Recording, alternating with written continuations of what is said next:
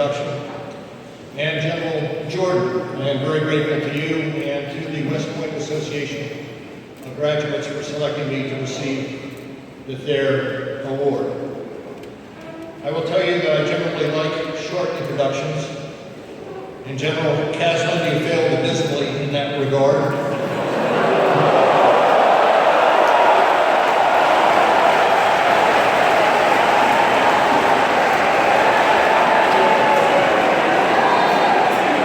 But you've got some support in this room for some reason. I will tell you that I'm fond of telling the story of one such introduction, short introduction, that I made some years ago as head of the FBI. I introduced a luncheon speaker at a leadership conference we had, and the speaker was Colin Powell, a person not unknown to this audience. He is a previous recipient of the Thayer Award. And I was fortunate to convince Colin Powell to come to be the speaker for this particular luncheon. And so we finished the morning session, and Colin comes through a door in the back of the room. Agents see him and clap wildly and give him a standing ovation, as well they should. Colin comes down to the podium where I am standing, and I give my introduction, which went something along these lines.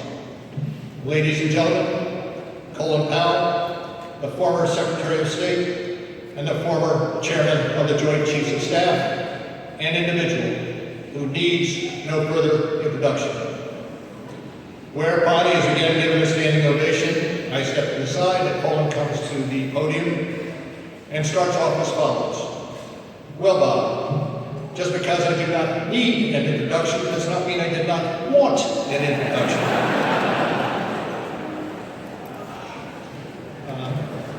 Let me spend a moment talking about how honored I am to be here today and to thank those persons responsible for my being here today, starting with General Casman and the staff and the faculty of the United States Military Academy, General Jordan, Colonel Brown, and the Association of Graduates along the Gray Line, other distinguished guests, and of course, the United States Corps of Cadets.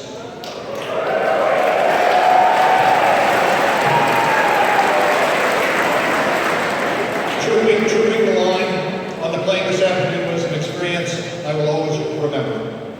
And the Corps looked absolutely terrific, and I thank you for that honor as well as that memory.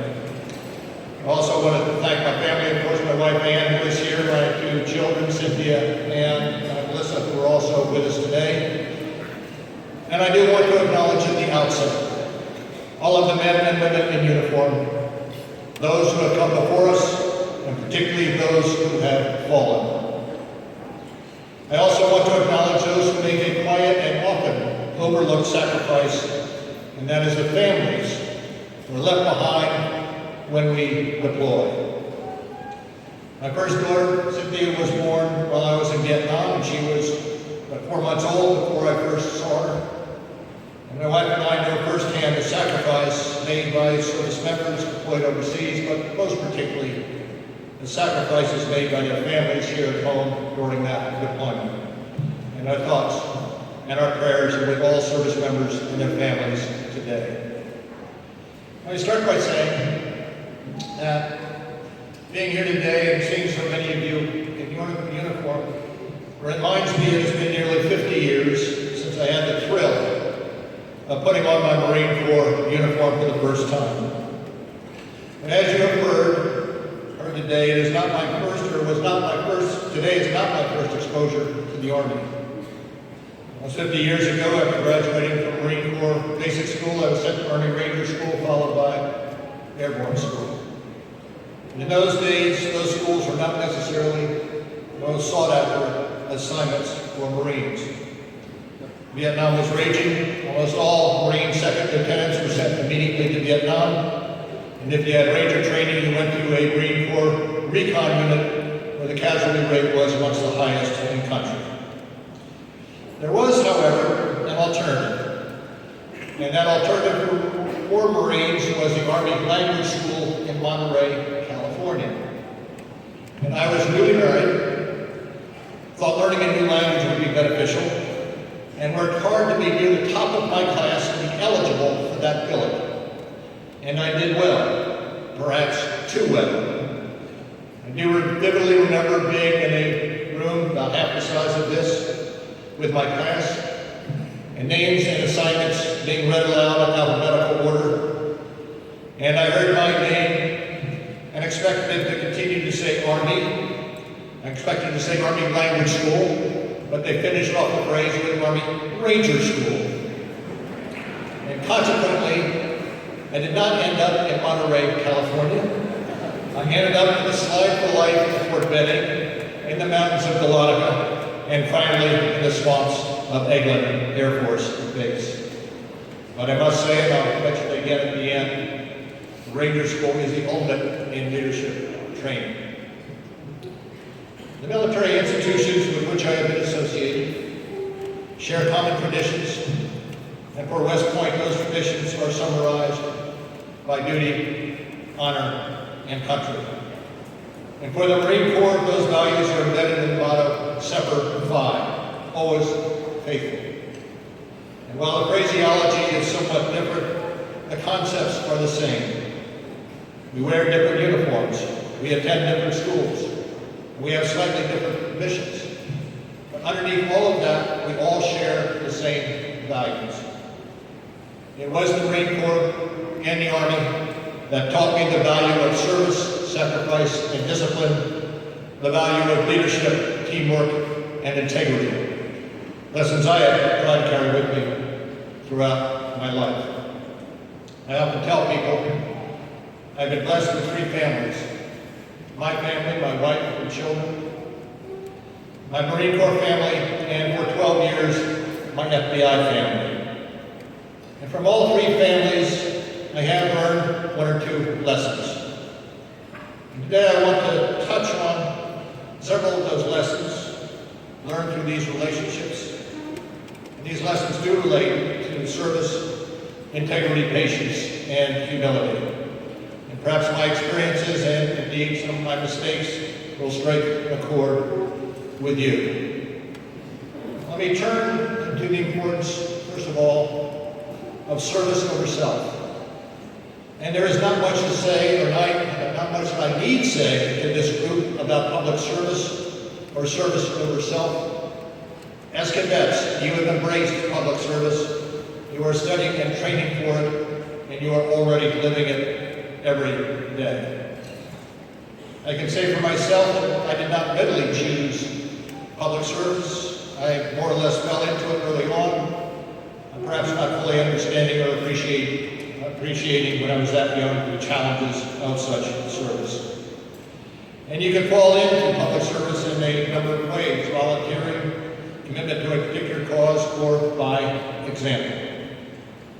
For myself, while at Princeton, I had one of the finest role models I could have asked for in an upperclassman by the name of David Hackett. I played lacrosse with David. He was not necessarily the best on the team, but he was a determined and a natural leader.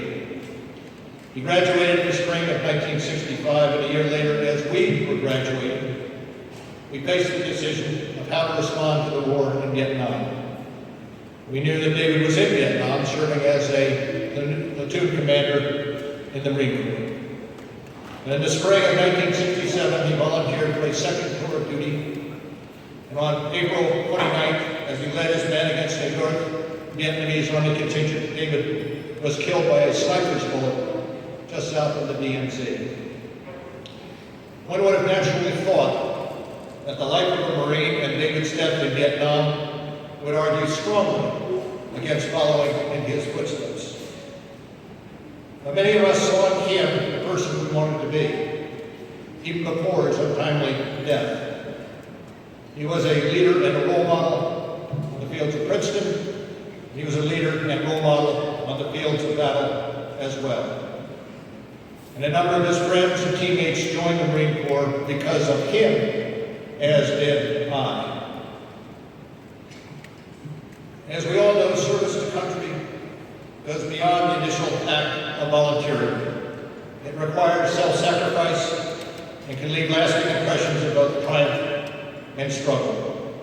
And for myself, I consider myself unbelievably fortunate to have survived my tour in Vietnam. There were many men such as David Hackett who did not. And perhaps because of that, I've always felt that compulsion to try to get back in some way.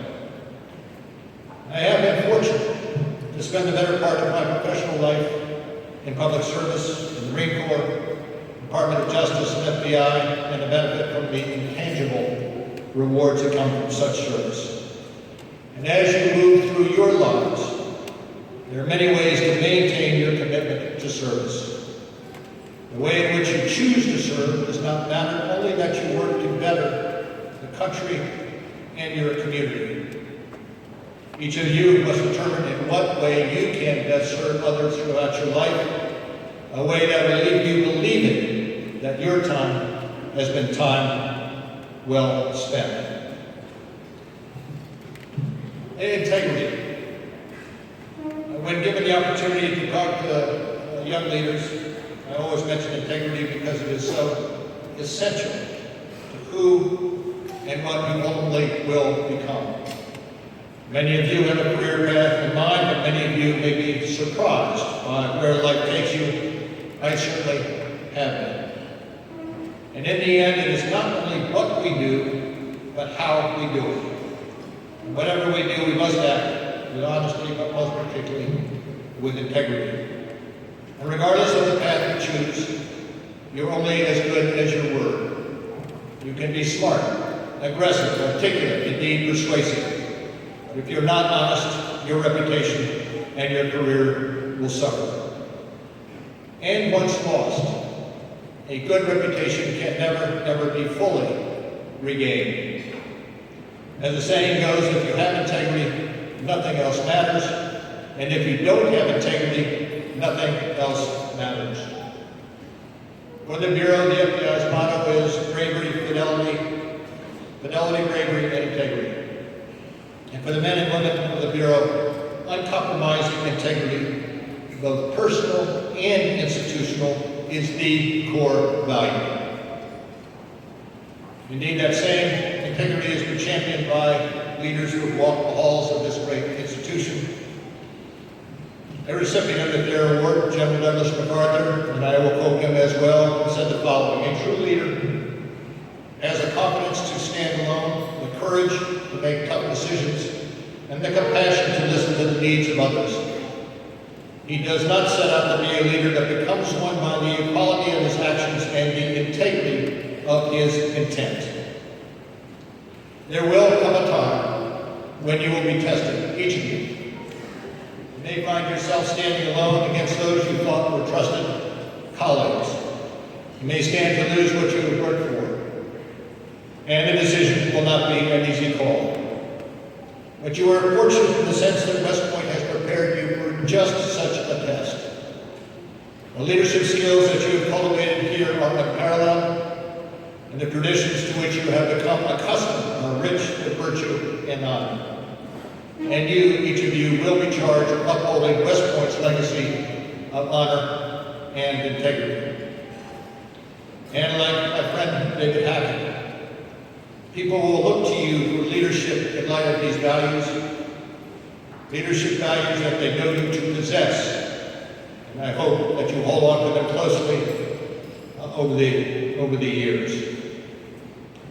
Let me talk for a moment about patience and the ability to listen, which is also tremendously important. For those of us who are not inherently patient, myself included, it is an acquired skill, and believe me, it is hard-earned. And I think my wife will say that I'm still learning. It's also fair to say that true patience, it's also true to say that true patience is required at precisely the moment you least have time for it. Tell this story that occurred when I was in the Department of Justice as head of the criminal division in the U.S. Attorney's Office in Boston. I took over the criminal division with maybe 30 lawyers in it, and I soon realized that lawyers would come to my office for one of two reasons.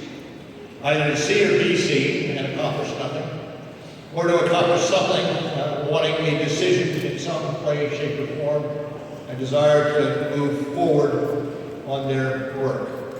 And I quickly fell into the habit of asking one question when somebody appeared at my door.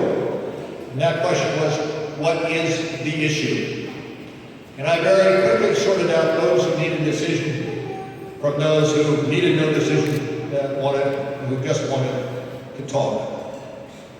A word of caution, this question, what is the issue, which I fell into the habit of using, is not necessarily conducive to married life.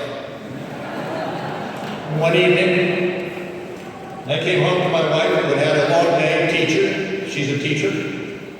Then spending time with our two daughters, and she began to describe her day to me. After just a few moments, I interrupted rather peremptorily, asked, darling, she says I didn't say darling, what is the issue? The response, as I probably should have anticipated, was immediate. She was incensed. I am your wife, she said. I am not one of your attorneys. Do not ever ask me again what is the issue. You will sit there and you will listen until I am finished.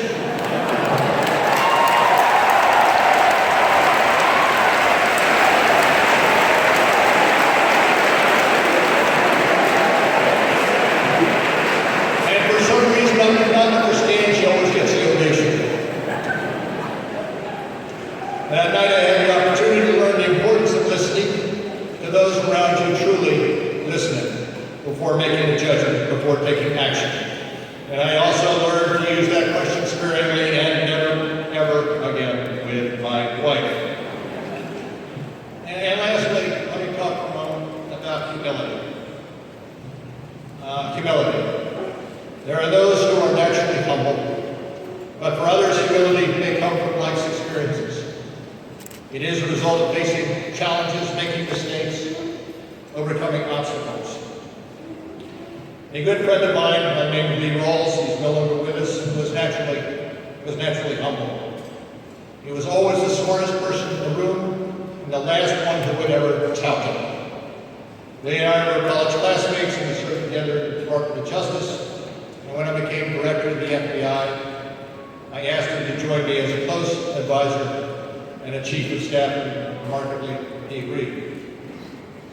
Lee knew how to cut through the nonsense and get to the heart of the matter better than just about anyone.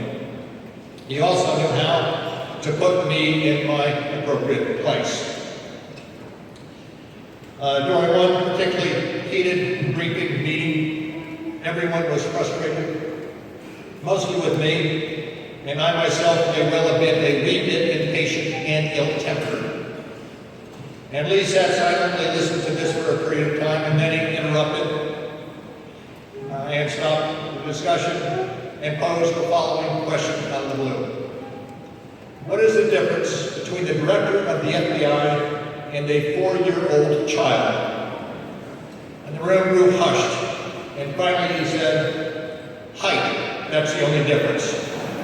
Adroitly pointing out, to my embarrassment, that the director of the FBI was acting like a 4-year-old child, and perhaps should start acting like an adult.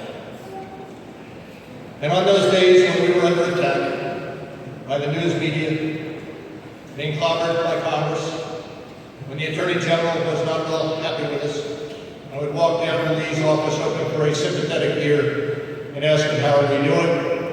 And his ordinary response would be to shake his head and say, you're toast, you're deadbeat, your history, just the kind of support that you needed.